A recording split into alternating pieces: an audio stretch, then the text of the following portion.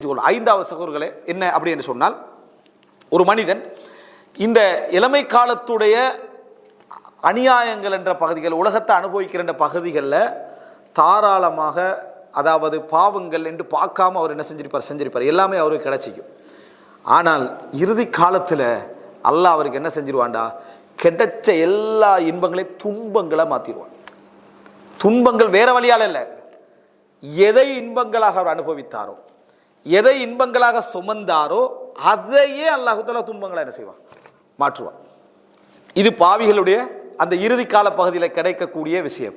சில விஷயங்கள் ஹதீஸ்ல எப்படி வருதுன்னா, அவசரப்படுத்துவான் அல்லாஹ் தஆலா. தண்டனைகளை மறுமை நாளில், உதாரணமாக இரத்த உறவுகளை என்ன முறித்து விடுதல் என்பது மறுமை நாள் அவருக்கு தண்டனையும் இருக்கும். இந்த உலகத்தில் இறுதி கால பகுதியில் அவருக்கு என்ன செய்யும், தண்டனையும் அதிக, இறுதி காலம் இடத்துல வரல, அவசரப்படுத்தி விடும். இறுதி காலம் அது தண்டனைக்கு வாய்ப்புகள் அதிகமான ஒரு காலமாக என்ன செய்யும், மாறும். எனவே சில விஷயங்கள் நம்ம என்ன புரிந்து கொள்ளணும்டா, நமக்கு கிடைக்குது என்பதற்காக, சந்தர்ப்பம் என்பதற்காக, நமக்கு ஏலும் என்பதற்காக அந்த பாவங்களை ஆழ்ந்து சூழ்ந்து நம்ம அனுபவித்தல் என்பது நமக்கு திருப்பி ஒரு நாள் என்ன செய்யும், அது கிடைக்க இருக்கிறது. அப்போ நம்ம வேதனைப்படுவோம் என்பதை புரிந்து கொள்ள வேண்டும். பொருளாதாரம், உதாரணமாக ஹராமான உழைப்பின் மூலம் நம்ம கிடைக்கக்கூடிய அந்த பொருளாதாரங்களில் பலருக்கு அநியாயம் செய்து, வட்டி எடுத்து, ஏமாற்றி, பொய் சொல்லி நம்ம வாழ்ந்திருப்போம். இதில் தௌபாவை நம்ம அலட்சியமாக இருந்திருப்போம். எவ்வளோ உபதேசங்கள் வந்தும் அதை கணக்கெடுக்காமல் இருந்திருப்போம். குறிப்பிட்ட 50 வயதுக்கு பிறகு நீ ஏன் இதை உழைச்சாயோ, எதனால் இதை சம்பாதிச்சாயோ, அதையே உனக்கு ஒன்றுமில்லாத மாதிரி அல்லாஹ் தஆலா இந்த உலகத்தில் என்ன செய்வான், காட்டுவான்.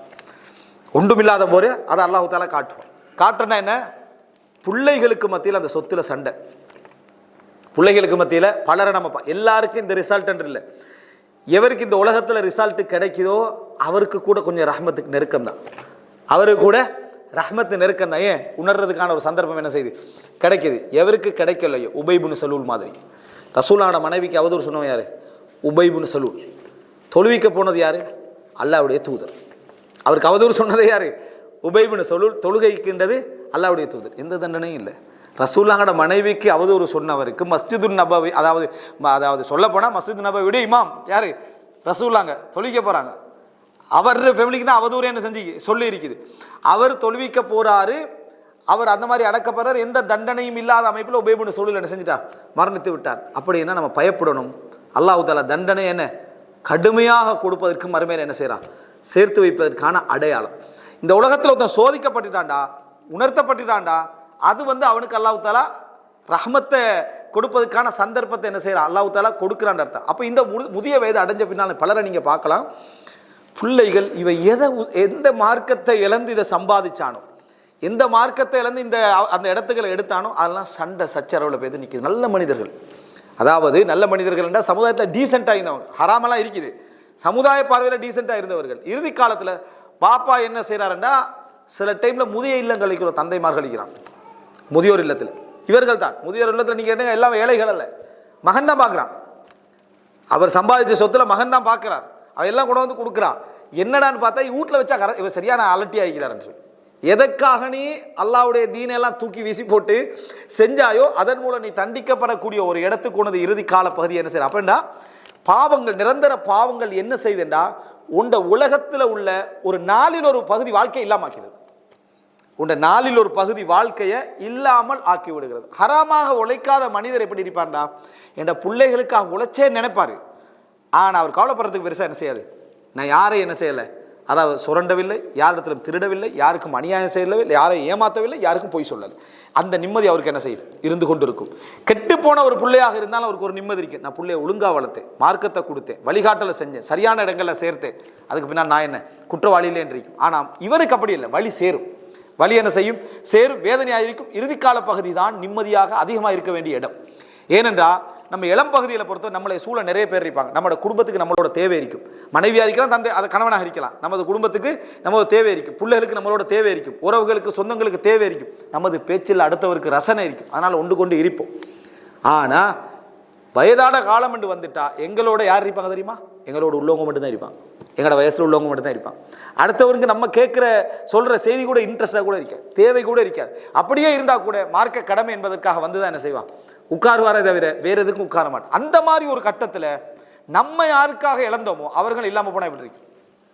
நமது மனைவி இல்லை, அல்லது கணவன், நமது மனைவியோட கணவன் இல்லை, மகள் இல்லை, மகன் இல்லை, அவங்கள நம்மளை ஒதுக்கி வைக்கிறாண்டா, அது உளர் ரீதியான ஒரு சாவு, அது உளர் ரீதியான ஒரு மரணம். இதனால புத்தி பேதலித்து போனவர்களும் என்ன செய்யறாங்க, இருக்கிறார்கள் என்பதை நம்ம என்ன செய்யணும், புரிந்து கொள்ள வேண்டும். எனவே இந்த இடம் மிகவும் கவனமாக யோசிக்க வேண்டிய, ஆழ்ந்து நம்ம படிப்பினை பெற வேண்டிய ஒரு இடம். இப்படியான ஒரு நிலைமை அல்லாஹ் தஆலா பாவிகளுக்கு இறுதியான ஒரு காலப்பகுதியில் என்ன செய்யலாம், தந்து விடலாம் என்பதை நம்ம புரிஞ்சுக்கொள்ளணும். இதுல பல விஷயங்களுக்கு நான் கொண்டு வரல, டைம் இல்லாதனால. ஆரோக்கிய ரீதியான விஷயங்கள் இந்த இளம் வயதில் அனுபவித்தவுடைய இறுதி ரிசல்ட்டாக என்ன செய்யலாம். நோய் வந்தவர்கள் எல்லாம் ஆரம்ப காலத்தில் பாவம் செஞ்சவங்க அர்த்தம் அல்ல. பொதுவாக இமாம்களுடைய அட்வைஸில் நீங்கள் என்ன பார்க்கலாம் என்றால், எந்த ஒரு நல்ல மனிதர்களாக இருந்தவர்கள் ஆரம்ப செலவுகள் தனக்கு நோய் இல்லாமல் மரணிப்பதை விரும்பவில்லை. ஏண்டா அதால் இறைவனை சந்திக்க போவதற்கு முன்னால ஒரு தக்வீர் துனூப், பாவங்களை அழித்து விட்டு என்னை அனுப்புவது போல இருக்கும். அதனால நோய் வந்தவர்கள்லாம் அதன் அர்த்தம் அல்ல. ஆனா வந்தவருக்கு தெரியும் இது எதனால எனக்கு என்ன செஞ்சிருக்குது, இது வந்திருக்கு, எதன் தண்டனையாக இது வந்திருக்கலாம், எல்லா உறவுகளும் நம்மளை விட்டு தூரமாகிற அளவுக்கு என்ன நடந்தது நமக்கு, அப்படி என்கின்ற ஒரு பதில் அவருக்கு என்ன செய்ய தெரியும். சிலர் உறவுகளே தேவையில்லைன்னு வாழ்ந்திருப்பார். என்னத்துக்கு உறவினா, என்னத்துக்கு சொந்தம் வந்த, நம்ம ஏன் இருக்கணும் அப்படி. இன்றைக்கு நம்ம வெளிநாட்டில் இருக்கக்கூடிய சிலர் அதை அவங்க நினைச்சு செய்யலை, நிம்மதியாகிக்கிறோம், நானா தம்பியில சண்டை இல்லை, அவனும் கூட பிரச்சனை இல்லை, எதுவும் இல்லை, இதுக்கு நம்ம பிறக்காமே இருந்திக்கலாமே, சரி கல்யாணம் முடிக்காமல் இருந்திக்கலாம், மனைவிட பிரச்சனை இல்லை, பிள்ளையிட பிரச்சனை இல்லை, மாமா மாமி பிரச்சனை இல்லை, மச்சான் பிரச்சனை இல்லை, ஒன்றுமே இல்லை. இப்படியா யோசிக்கிற உலக வாழ்க்கை யாருமே இல்லை, அதனால நிம்மதியாக இருக்கிறோம்னா இது சிந்தனையே இல்லை. இது சரியா? அதனால நிம்மதியாக இருக்கிறோன்ற வார்த்தை நமக்கு வரக்கூடாது. அல்லாஹ் எனக்கு இப்படி ஒரு லைஃபை தந்திக்கிறேன், நான் வாழ்றேன், இபாதத் செய்கிறேன், ஓகே, எனக்கு அந்த சூழல் வந்து அதுக்கு நான் ரெடி என்றிக்கணும். இந்த உறவே இல்லைன்னு வாழ்ந்தவர் ஏதாவது வருஷத்துக்கு ஒரு 10,000 5,000 எங்கேயோ கொடுத்திருப்பாரு. சரியா? இதை 60 வயசுக்கு போகிறோம், எவ்வளவு கொடுத்தும் வேலை இல்லை, இவர் கொடுத்தாரா இல்லைன்னு அவங்களுக்கு தான் தெரியும். ஆனால் எவனும் இல்லை, எந்த உறவுக்காரனும் இல்லை, எந்த சொந்த பந்தமும் இல்லை, எந்த தம்பியும் இல்லை, என்ன வாழ்க்கை இது அப்படின்னு நீ என்ன செஞ்சாயின்னு அவங்களுக்கு தெரியும். சரியா? உண்மையிலே ஒரு குடும்பத்தை ஒரு வசதி படைத்தவன் வந்தால் முதலாக சந்தோஷப்படும் குடும்பம். காரணம், அவர்கள் உங்கள்கிட்ட இருந்து எதை நீங்கள் அவர்களுக்கு, அதாவது அவர்கள் உங்களுக்கு பலனே இல்லாது விட்டாலும் அவர்களுக்கு நீங்கள் கொடுப்போம், மறுமையில் உங்களுக்கு நன்மையே, மறுமையில் உங்களுக்கு நன்மை. ஒரு இடத்துல சொல்லப்படுகிறது, உங்களோட சொந்த பந்தங்கள்லாம் வந்து வசதி தான் மட்டும் வராங்க, வசதி இல்லாட்டி வராங்க இல்லை அப்படின்னு. அப்போ அவங்க சிறந்தவர்கள், என்னை கஷ்டப்படுத்த விரும்பலை, இருக்கிற டைமில் மட்டும் தான் என்ன செய்கிறாங்க, வராங்க, இல்லாத நேரத்தில் எனக்கு சிரமம் தர விரும்பவில்லைன்னு அவங்க செஞ்சது பிள்ளை.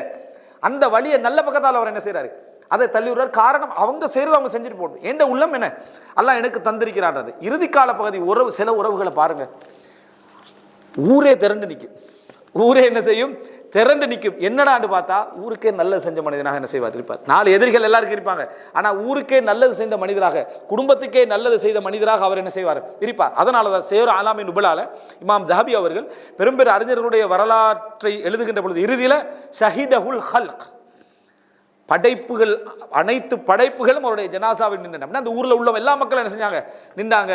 அதே போல ஷுஹூதுல் ஜனாசா கானா என்ன அதீம், அதாவது அந்த ஜனாசாவில் கலந்து கொண்டவர்கள் மிகப்பெரியவர்களாக இருந்தது, கசீர் அதிகமானவர்களாக இருந்தார்கள். சொல்றதுக்கான என்ன காரணம், அதிகத்தை அவர் எதிர்பார்க்கல, ஆனால் அவருக்கு கிடைச்சதுன்றாங்க. எனவே பாவிகளாக இருக்கக்கூடிய சந்தர்ப்பத்தில் நம்முடைய ஆரோக்கியங்கள், நம்முடைய குடும்ப பிரிவு, நமது இழப்புக்கள் எல்லாம் நம்ம எதை தேடினமோ அதனுடைய தண்டனையாக நமக்கு என்ன செய்யலாம், வந்து விடுவதற்கான வாய்ப்பு.